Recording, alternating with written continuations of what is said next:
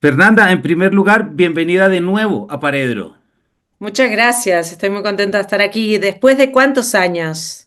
Pues la ¿Tres o última fue cuatro? cuando hicimos un primer live sobre Mugre Rosa, que lo hicimos, me acuerdo que estábamos hasta ahora saliendo, eso debió haber sido 20, 2021 sí, prácticamente, debió haber sí. sido 2021, entonces imagínate la alegría, y lo digo de corazón, de estar celebrando contigo nuestro capítulo 300, cosa que me encanta porque en esta 300 casa capítulos. 300 capítulos ya, en esta casa somos muy fans tuyos y cuando tú sacas novelas pones el ojo o nos muestras que ya has puesto el ojo sobre muchas cosas. Entonces me encanta que el 300 sea un espacio en el que podamos ver aquello que tú has mirado a través de lo que es esta última novela, El Monte de las Furias, publicadas por Random House, una novela que bueno, ya con la audiencia iremos mostrando, pues es algo que me parece que sintetiza gran parte de una evolución de tu obra y, repito, pones la mirada sobre preocupaciones que llevamos ya años, desde que lo empezaste a escribir, me atrevo a decir. Quisiera arrancar, Fer, si te parece. La última vez tú lo acabas de decir. 2021 hablamos sobre Mugre Rosa, luego Mugre Rosa obtiene el Sor Juana Inés de la Cruz y empiezas a reconocerse. Me intriga mucho preguntarte, ya me has dicho algo y has dicho en entrevistas, ¿cómo fue esa evolución? Fernanda, ¿cómo fue la evolución de Mugre Rosa a Aislamiento, con todo lo que supone la textura, además, de Mugre Rosa, el entorno urbano, para de repente el Monte de las Furias, naturaleza, montaña, etcétera? ¿Cómo tuviste esa transición en cuanto a creación e imaginación creativa? Yo creo que fue justamente una consecuencia directa de Mugre Rosa, de haber estado unos años metida en ese universo, en esa atmósfera y en ese imaginario de Mugre Rosa, que muchas veces yo siento que el libro que empiezo enseguida después de terminar otro, casi como que resulta de una especie de contraposición, de decir, bueno, me cansé de esto, busco esto otro, y es como el péndulo yendo de una punta para la otra. Y cuando yo salgo de Mugre Rosa, sentí, uy, este tema de nuestra relación con la naturaleza, con eso que llamamos naturaleza, siempre trato de ponerlo entre comillas la palabra naturaleza porque es muy problemática en sí misma. Eh, no se pudo agotar en Mugre Rosa, no lo pude agotar y al contrario, siento que yo quería hablar más de esa relación con la naturaleza y que no pude hablar tanto porque evidentemente las características de la historia obligaban a centrarse más en otra cosa. Entonces yo dije, me quedé corta con lo que yo quería decir respecto a la naturaleza y para eso necesito irme a un espacio abierto, salir de la ciudad, salir de este entorno de cemento gris e irme a otro lugar, pero también como si fuera que yo necesitara respirar yo misma, ¿no? Cambiar la paleta de colores de la novela, que ya no fuera del gris al rojo, sino del el verde, gris, blanco, negro, ¿no? Yo también construyo mucho pensando en paletas de colores. Y también la voz de la protagonista. Cansada ya de una voz de una mujer educada, citadina, más parecida a mí en cuanto a su construcción del habla, quería irme para el otro lado y construir un habla de una protagonista muy sencilla, que desde sus simples recursos del lenguaje pudiera llegar a unos lugares interesantes, poéticos, pero siempre desde esa simpleza. Entonces, viste, como que siempre es el péndulo yéndose para el otro lado, pero en realidad a partir de las mismas preocupaciones. Algo en lo que dices acá que me llama mucho la atención es Mugre Rosa es una novela que tú terminas, corrígeme por favor, tú terminas previo al aislamiento o terminas Sí. en aislamiento, ¿cierto? O No, sea, previo. previo al aislamiento, Mm. ¿cierto? Luego, o sea, terminas Mugre Rosa en la que ya te adelantas a todo esto y para la audiencia hay un capítulo extraordinario, el que nos acabamos de referir, pero luego arranca el aislamiento y es como si la naturaleza, lo que entendemos por naturaleza, estuviera como en un sándwich entre ese aislamiento y el virus, ¿cierto? ¿Por qué? Porque lo que más empezó a resaltar entonces, no todo para quedarse, fue la relación que establecimos con eso natural. A lo que no podíamos ir porque estábamos encerrados, mientras sabíamos que los animales volvían a salir de su escondite, digámoslo así, dejaban de sentir la amenaza humana y bueno, cuánto no vimos desde cóndores en Santiago viajando a rascacielos apareciendo, etcétera, etcétera. Tú tienes Sí, una experiencia de la naturaleza en lo contemplativo aquí, me parece, ¿cierto? sí, pero lo curioso es que yo termino, digamos que yo entrego Mugre Rosa a finales de 2019. Por eso digo previo, no solo previo al aislamiento, sino previo a saber que la pandemia iba a llegar acá. Porque yo en 2019, cuando entrego la novela, creía que era una cosa que pasaba allá en un pueblito de China. Realmente creo que ninguno de nosotros creíamos que iba a ser como iba a ser. Así Eh, es. pero yo, cuando entrego Mure Rosa, ya tenía una libreta llena de notas de esta novela. Porque la voz de esta mujer se me vino en esos últimos meses en que yo estaba terminando de hacer las últimas correcciones más muy quisquillosas ya de Mugre Rosa, porque realmente ese último periodo fue de corrección de la palabrita y la coma y eso, ¿no? Eh, a mí me había surgido esta voz ya. Y yo había llenado una libreta, pero no podía ni saber realmente cómo iba a ser la novela ni nada, pero yo ya tenía a esta mujer hablándome de la montaña, de la casa, de su lugar, de su espacio, ¿no? Entonces, cuando declaran la cuarentena y nos encerramos en Bogotá, yo digo, bueno, tenía mucha angustia como mucha gente acerca del virus y de lo que iba a pasar y de mis seres queridos y de todo. Y dije, bueno, yo acá me voy a morir. O me muero de angustia o hago algo para tratar de atravesar este tiempo. ¿Qué hago? Lo que has hecho siempre, Fernanda, escribir. Este es el momento de sacar esa libreta y ver qué había ahí, qué notas sacaste y qué es eso. Entonces ahí saco mi libreta, paso a un Word, todo, así tal cual estaba el chorro de cosas que yo escribo como sin pensar cuando me viene. Y eso era la voz de la mujer. Era la mujer diciendo, yo vivo en una casa chica, hablando de que sus ventanas son defectuosas y que entra el viento de la montaña, hablando, o sea, ya estaba eso ahí. Lo que pasa es que entonces, al quedar encerrada, empiezo a profundizar. Fue impresionante porque yo no hubiese podido escribir esa novela, no la hubiese escrito en el encierro, de no ser por la pandemia. Entonces yo justo a partir de eso que ya tenía, digo, me doy cuenta que estoy escribiendo una novela que es de una mujer sola en la montaña y al mismo tiempo yo estoy sola frente a esta ventana que mira los cerros orientales y que lo único que veo todo el día son los cerros orientales. Y ahí se da una especie de compenetración inédita entre el personaje y yo. Y eso me parece que es, para quienes nos oyen de fuera, los cerros orientales es prácticamente los cerros sobre los que Bogotá estrella, digámoslo prácticamente, y que los tenemos.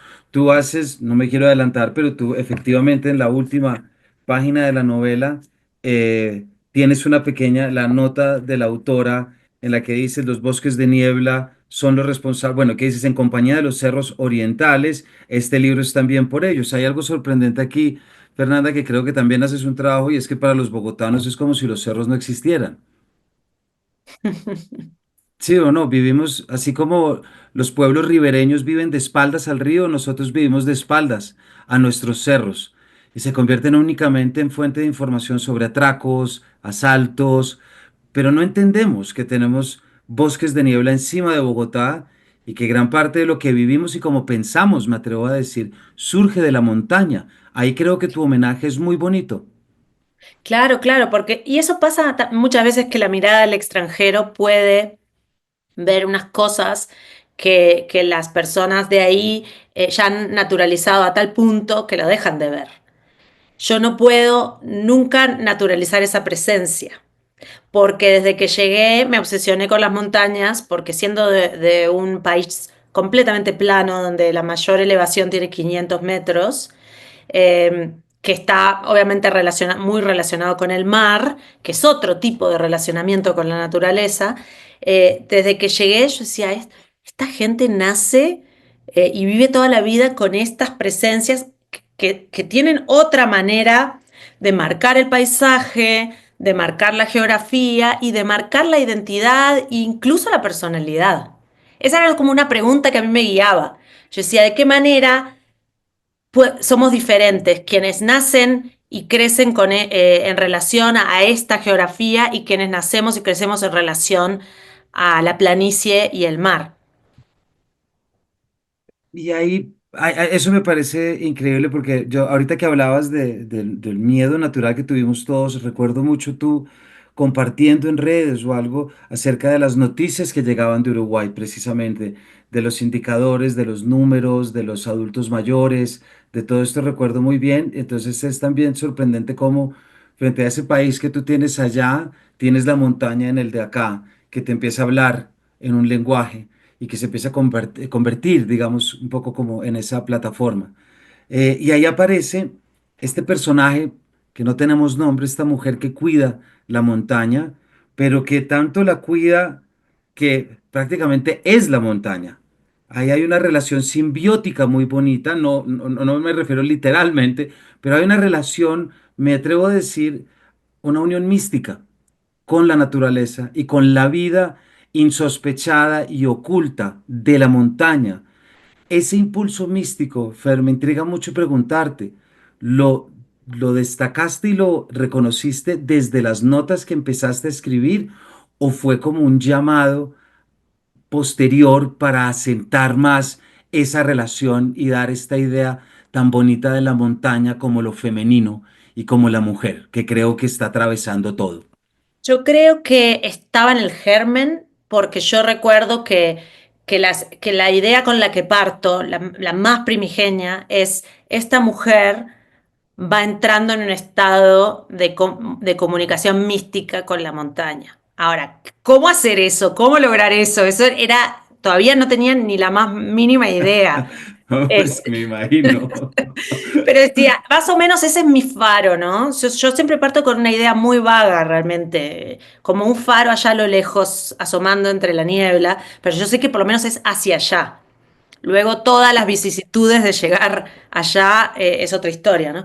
Entonces yo creo que en algún punto estaba en el germen inicial esa comunicación mística, eh, pero me pregunto a veces si hubiese sido posible lograr plasmarla en el libro, sino, de no ser por la experiencia que yo tuve. Porque yo misma, ¿cómo podía llegar a esos lugares? Y ahí hay un tema que es muy difícil. Cuando vos lees textos místicos, de los místicos, que están tratando de comunicar su experiencia mística, es muy difícil porque vos lees esos textos y vos no reproducís en tu corazón la experiencia mística. Claro. Vos sentís, ellos la sintieron, ellos la están tratando de comunicar, pero no la logro sentir. ¿Por qué? Porque lo místico es prácticamente es incomunicable, está en el terreno de lo imposible de comunicar. Entonces yo sabía que estaba esa dificultad ahí, ¿no? Este, ¿cómo iba a lograr eso? Luego fui afinando temas, ¿no? Pensando la metamorfosis, lo que vos decís, la simbiosis, me parece muy interesante, la hibridez, cómo pensar una hibridez, mujer-montaña, digamos. Luego fue un largo proceso de ir afinando estas ideas, pero yo creo que la experiencia que yo tuve de estar encerrada todo el día, 24/7, mirando por esa ventana, fue lo que me permitió llegar a esos lugares. Tu libro, Fer, arranca es la primera de tres epígrafes y arrancas con el Popol Vuh. Y luego mencionas en la nota del autor en la página 123 también hay una recreación libre que tú dices, esto está sacado de... ¿En qué momento llega este libro al discurso también? Me intriga, me sorprendió, me intrigó un poquito eso. ¿En qué momento sientes la necesidad de recurrir o en qué momento se te aparece?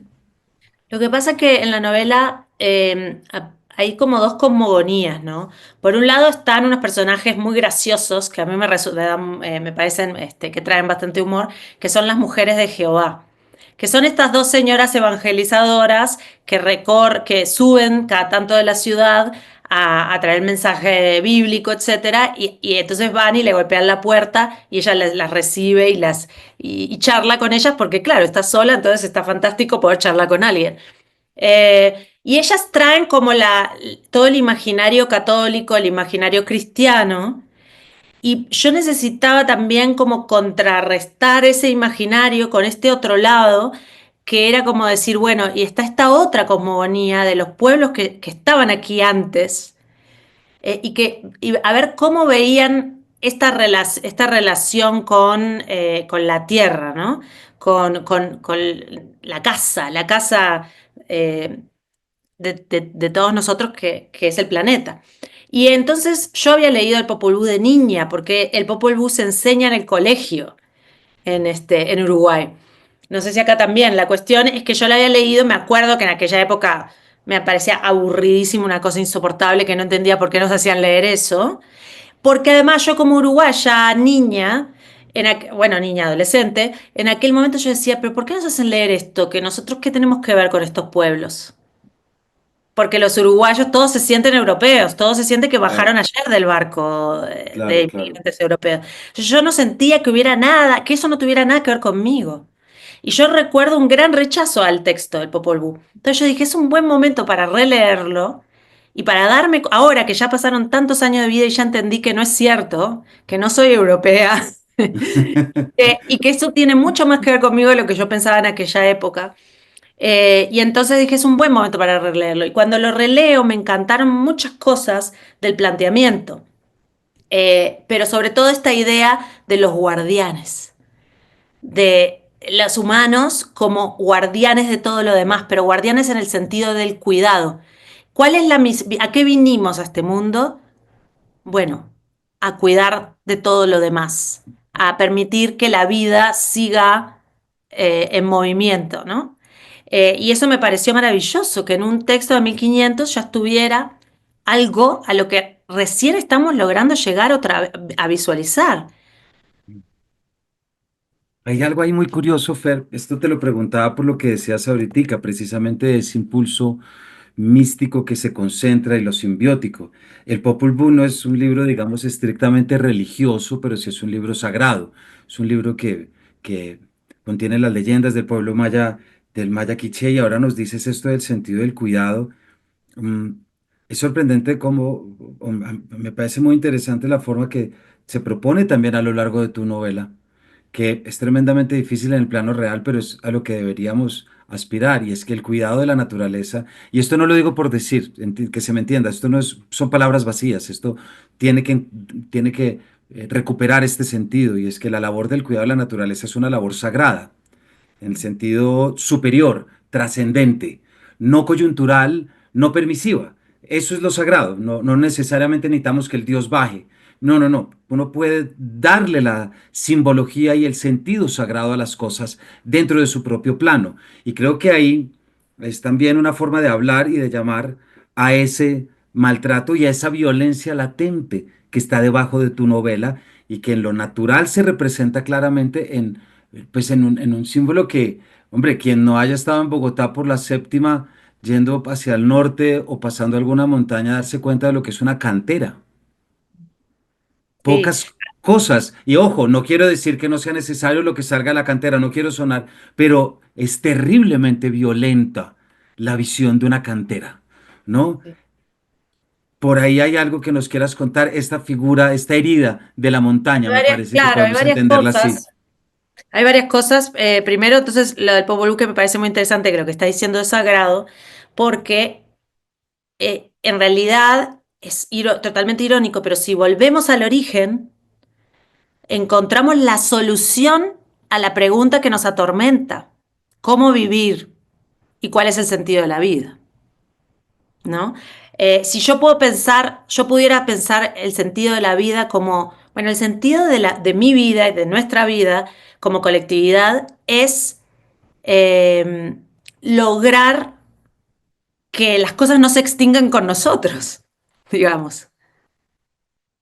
Y realmente ese sentido de la vida es muy importante porque justamente lo que hace que en buena medida vivamos alienados, sin propósito, separados de nosotros mismos, etcétera, tiene que ver con encontrarle un sentido a la vida. Mucha gente hace muchas cosas para tratar de encontrarle un sentido a la vida. Y el sentido de la vida siempre ha estado ahí, el sentido de la vida. ¿Sí? El para qué venimos al planeta siempre ha estado ahí, pero no queremos mirar para ahí.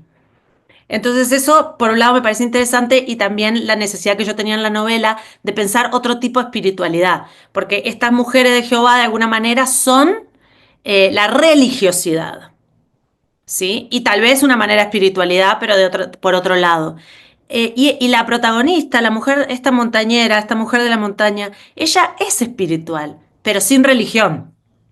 Ella tiene una espiritualidad autodidacta prácticamente. Ha llegado ahí como, justamente como los místicos llegan ahí, ¿no? Entonces eso por un lado.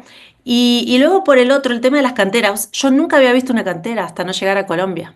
Mira Fue en tú, Colombia que exactamente. yo vi una cantera por primera vez y saliendo de Bogotá, etcétera, y siempre me ha impresionado ese paisaje porque es como desolador. Y ahí es donde supongo también que me vienen estas imágenes de las máquinas, porque vos pasás por ahí y ves, está todo arrasado y además hay como escombreras, digamos una cosa así, de todo lo que sale de adentro y lo que no se necesita queda como afuera. Lo que estaba adentro queda afuera, están las máquinas, están las luces, las grúas, el polvo, o sea, es un paisaje impresionante entre lunar y apocalíptico.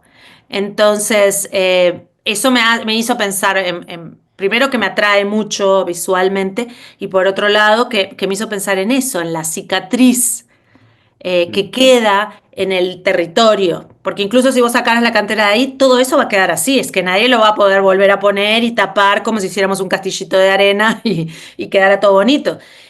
Va a quedar siempre una cicatriz de lo que hubo ahí y a mí, digamos, son esas cosas que me interesan, como esas marcas que quedan en el cuerpo, la marca del tiempo, la marca de lo vivido, y inevitablemente eso es una marca en el territorio y una marca en el cuerpo de la montaña del territorio, ¿no? Y yo creo también, Fer, que hay una imagen, o por lo menos a mí se me vino claramente, en este juego que tú realizas, este paralelismo entre la montaña y lo femenino y el cuerpo femenino. Yo entendí la cantera como una metáfora o una forma de violación, fíjate, por lo que acabas de decir, porque es entrar, es penetrar un cuerpo, ¿cierto? Y es romper. Y claro, está lo físico, luego está aquello que queda de la cicatriz y todo, pero el acto mismo de entrar a romper, sacar, me parece que en la novela cobra un valor muy fuerte. Para la audiencia estamos con Fernanda Trías hablando sobre su última novela, celebrando hoy nuestro capítulo 300. El Monte de las Furias, una novela que, bueno, que ya saben que esta es nuestra recomendada y que tanto decimos que deba ir. Fer, reconectando con esto que acabamos de decir, hay algo muy importante que yo creo que nos lo dijiste un poquito al comienzo, cuando explicas el por qué te pusiste a escribir frente al miedo, los nervios, y es que este personaje tuyo escribe y tiene cuadernos, y la escritura es un mecanismo de comprensión del mundo, de relato, pero también de decodificación. Los cuerpos que aparecen, a lo que vamos a llegar ahorita, ella los dibuja a partir de palabras, a partir de letras. Ahí hay algo místico, muy coherente, digamos, en el sentido en que yo cuido la montaña también para escribir sobre ella y escribir es ordenarla y comprenderla. Exacto. Sí, para mí la escritura siempre ha sido eso en realidad. Y yo me doy cuenta que el tema de la escritura misma, de esa especie de reflexión metaliteraria acerca de cómo estoy escribiendo la historia que estoy escribiendo en la medida en que la estoy contando, siempre me obsesiona. Porque obviamente es mi labor, es lo que hago en la vida, es pensar cómo narramos las historias que narramos. Eh, y claro, para mí, cuando me preguntan qué es escribir, para mí escribir es esa búsqueda de intentar comprender algo.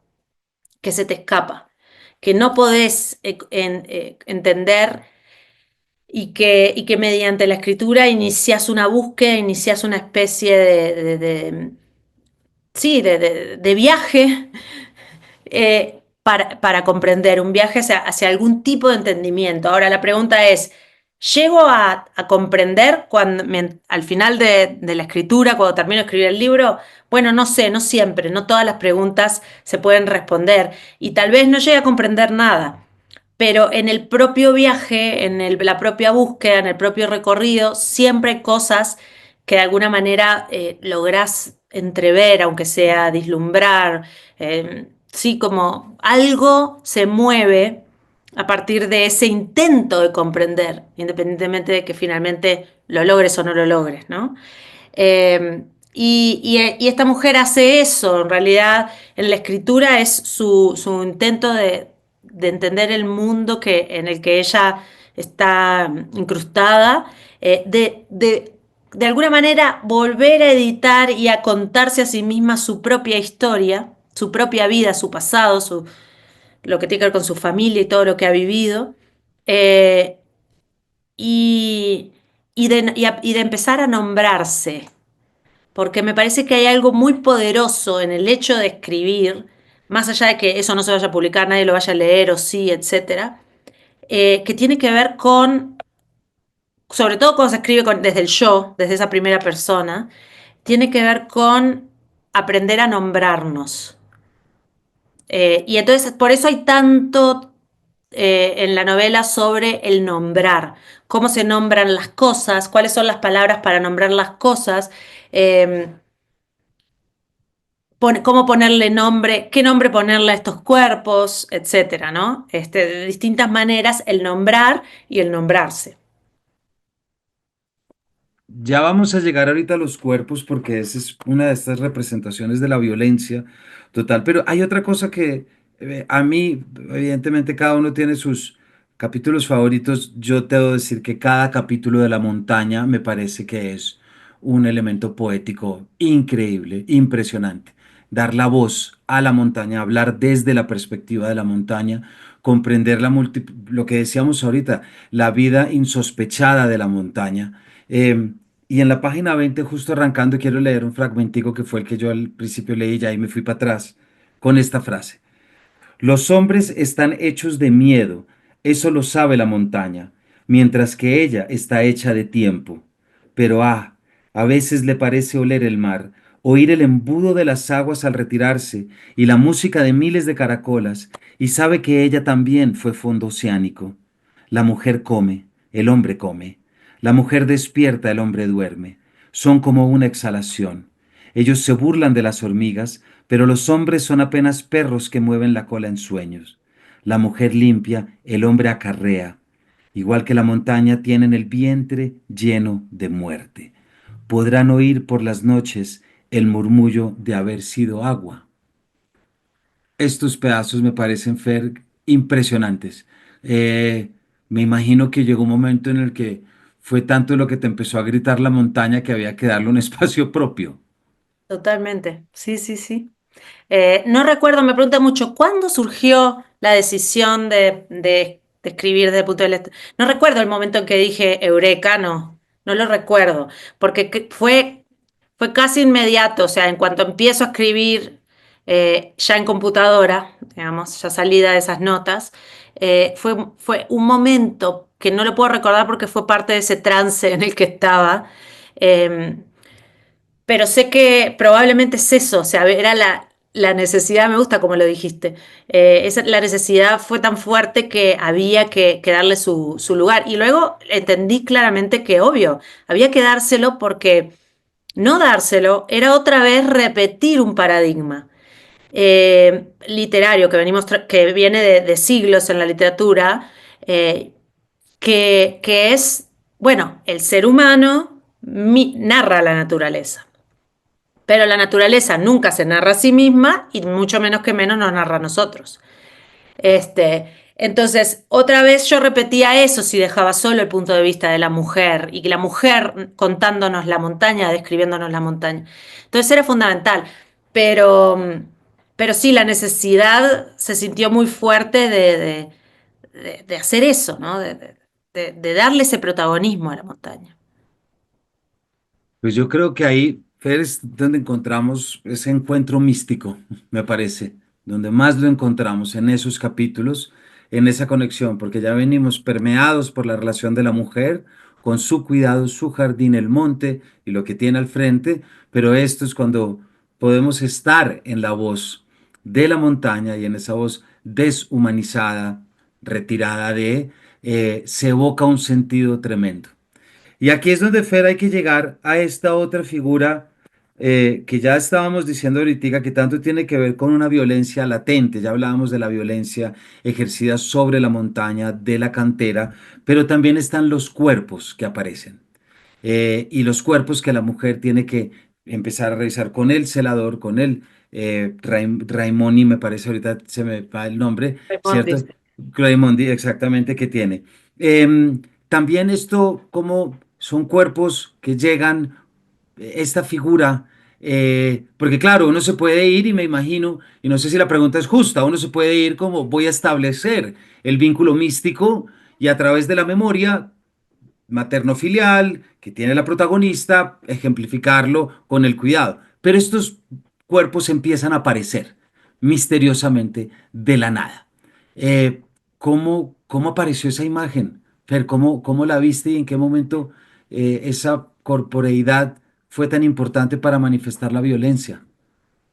Sí, no recuerdo tampoco cuándo fue el momento que se me apareció el primer cuerpo, eh, pero en realidad lo que vos decías, o sea, la violencia que ya está ahí, aparte, presente con todo el tema de la cantera, de abrir la montaña, de arrancar pedazos, y que también está ahí incluso desde el nacimiento mismo, ¿no? Como yo encuentro muy violento el nacimiento, el momento de nacer. Encuentro que es arrancar a una persona, digamos, del paraíso. Esa es la verdadera, ese es el verdadero te expulso del paraíso. Eh, y entonces se Sí. corta el cordón, y desde el momento que se corta el cordón, que además hay que cortarlo, no hay opción, no puedo decir, no, no, yo, señores, prefiero quedarme acá y no me corten el cordón. Desde el momento que se corta el cordón, se corta la fuente de alimento automática, y se corta la verdadera sensación de unión. Luego, toda la vida va a ser intentar alcanzar ese estado de comunión tal, de sensación de unión tal, sensación de pertenencia tal, que nunca se alcanza. Y de ahí surgen muchos de los conflictos con la madre. En ese intento en vano de lograr llegar a ese estado de fusión total con la madre, ¿no? Entonces, es súper violento el nacimiento. eh, y yo siento que todas estas violencias, pero sobre todo la que tiene que ver con la naturaleza, es inseparable de las otras violencias, ¿sí? O sea, a mí no me interesaba hacer una representación mimética realista de la violencia, mucho menos de nada que tuviera que ver con el conflicto colombiano, porque no me sentía capacitada para meterme ahí ni nada. Eh, pero hay una violencia que pareciera eso, pareciera brotar de la tierra, pareciera brotar del propio paisaje, y que pareciera inexplicable y incomprensible también. Y por eso tal vez se me vino esta imagen de que estos cuerpos aparecen, sí, como si brotaran de la nada. Evidentemente no brotan de la nada, y luego se va a saber, pero la imagen me parecía muy poderosa, ¿sí? Prácticamente como una tierra, un paisaje que pare muertos. Sí. Le dejaremos a la audiencia que sepa el por qué van a aparecer, no vamos a llegar hasta allá, pero sí es verdad y además fíjate que una de las labores de la mujer cuando tiene que cuidar el alambre, ¿cierto? El alambre de seguridad es retirar animales muertos que puedan quedar electrocutados, entre esos el zorro y algunos otros, que también es la idea del cerco que separa la montaña, que separa lo salvaje del cuidado con esa forma domesticada de lo natural que es el jardín, ¿cierto? Y el jardín de la abuela y que remite y que todo esto, pero sí hay un punto en el que evidentemente esos cuerpos femeninos y por supuesto el cuerpo femenino entra a estar en consideración desde el cuidado. Y esto, Fer, nos quedan 5 minutos todavía, pero me lleva a preguntarte algo y es tú ahorita... eh, acabas de publicar Monte de las Furias, Mugre Rosa el premio, y luego detrás está La Azotea y tantos. ¿Tú cómo entiendes tú ahora o cómo ves como la evolución, digamos, de tus intereses para haber llegado a este punto? Yo creo que has tenido los mismos intereses constantes y que no has salido, incluso desde primeros libros tuyos como La Azotea, ¿cierto? Y también sobre el maltrato y demás. Creo que es algo que has aprendido porque te ha interesado, pero nombrar los distintos tipos de la violencia desde una perspectiva de la mujer y femenino. Sí, porque al fin de cuentas yo también siento que son variaciones y variaciones y variaciones y variaciones de las mismas obsesiones. Claro, adquieren formas diversas en los distintos libros, pero si quieras o no, siempre está llegando a eso, a- a las violencias, a los cuerpos, a los vínculos, la mujer, a los vínculos más primigenios, como la madre, el padre. Y al final la naturaleza es solamente una extensión de eso, ¿no? Porque yo he escrito, pensado sobre los cuidados, sobre hacer daño a lo que más amamos. Eh, en realidad, ahora extenderlo a esta otra entidad que puede ser lo que llamamos naturaleza, es simplemente una expansión de las mismas reflexiones. Eh, lo que siento sí es que con el tiempo, ya más como la madurez, incluso de envejecer y todo lo demás, y mi recorrido como escritora, yo sí siento que cada vez hay un mayor interés por la forma y que tal vez al principio, cuando escribí La Azotea, era darle salida a una obsesión muy poderosa, pero con los años, y lo noté mucho ya con Mugre Rosa y ahora aquí, donde estoy pensando también la forma, de la novela, la estructura, buscar nuevas formas de mezclar géneros, de mezclar lenguajes. Vos mencionabas las imágenes con letras, con palabras, como un poco tipo los caligramas Exacto, o la poesía concreta, si querés. Se pueden pensar como poemas concretos. Eh, totalmente. Toda esa experimentación es la que siento que se ha afianzado en estos últimos años, ¿no? Cuando antes tal vez era más narrar esta historia, esto que quiero narrar. Pero los temas sí siento que son variaciones de las mismas obsesiones que no me puedo sacar de encima. Por eso yo creo que leer toda tu obra es también hacer un ejercicio de aprender a leer literatura. Y así recomiendo también para la audiencia, porque es ver eso, ver la evolución. Ahorita estaba viendo, por ejemplo, La Ciudad Invencible, una novela también que tiene tanto, pero que ahí está la violencia, ahí está el cuerpo que se protege, ahí está eso masculino, que acá se traduce en el maltrato en la cantera y esa carga también que tiene. Fer, y ya para terminar, luego de esta novela y luego del aislamiento, ¿cómo es tu relación con la montaña? ¿Sales a caminar la montaña? ¿Te interesa cómo ya desde un plano vital, la acudes a ella o la tienes detrás de la vitrina de la ventana? Sí, sí me gusta salir, ir a la montaña. O sea, yo amo la montaña, vivo muy cerquita, y voy mucho a meterme por ahí con mi perrita, este, pero siempre con mucho respeto, porque también veo que es ruda la montaña. O sea, como creo que en algún momento dice ahí, la montaña es completamente indiferente, ¿no? Sí. No se suaviza para recibirme a mí, simple humana, sino que sigue siendo quien es siempre. eh, Y entonces meterse en esos países, el páramo me parece un paisaje impresionante, pero supremamente violento para nosotros seres humanos. Muy hostil, ¿viste? Entonces, yo no idealizo la naturaleza como este lugar pastoral donde yo voy a sentirme. No, yo sé que cuando yo voy a la naturaleza eso es rudo, el clima te llueve en la cara, te sale el sol y te quema, ¿no? Entonces, no es una cosa romántica, no es una relación de romanticismo con la naturaleza, como antes se hacía justamente en el romanticismo, este, sino de poner todo en su justa proporción y en su dimensión, ¿no? Nosotros cuando vamos ahí estamos en una situación de vulnerabilidad de nuestros cuerpos porque no te querés perder en la selva. Sí, o sea, no te gustaría perderte en la selva, porque ya sabemos justamente que ahí nos volvemos completamente vulnerables. Entonces, con mucho respeto, la amo y sigo aprendiendo de ella. Yo creo que eso es lo más bonito también para cerrar, Fer, que ese es precisamente el punto que una relación natural y con la naturaleza, pero que es una relación de comunión trascendente, quiero ponerlo en esos términos. Es decir, de una experiencia que te lleva a más, no a ti, no No únicamente. te Eso lleva es al confort, exacto. Es exacto.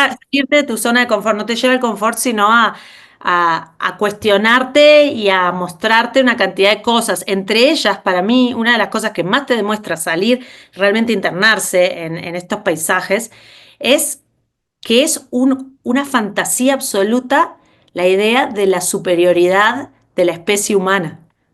Ya, sí, sí, sí, sí. Es que ahí es donde me encanta porque la naturaleza, hay textos geniales de atravesamiento de naturaleza, pero es verdad que son textos que están concentrados en qué me permite la naturaleza pensar y sentir de mí mismo, como voy al exterior para viajar al interior, que ese es un tema, ese es un motivo, digamos, común, Clásico, sí, clásico, pero no de ir a ella para saber qué dice ella, que es total. distinto, que Sí, es sí, sí, distinto. Sí, tal y tú cual. puedes saber lo que dice ella a través de lo que tú sientes. Sí, pero no te sales del ego si lo haces así. Sino, Total. por eso me parece que la idea de visitar, no como esto que tú dices, no que, ay, vamos a pasar rico y caminar un poco. No, vamos a ir para como entrar al templo Mm. dentro de su más arcaico uso de lo religioso, entrar al templo, es decir, entro a adorar, a comprender y en últimas a reconocer algo que tú has dicho que me parece muy importante.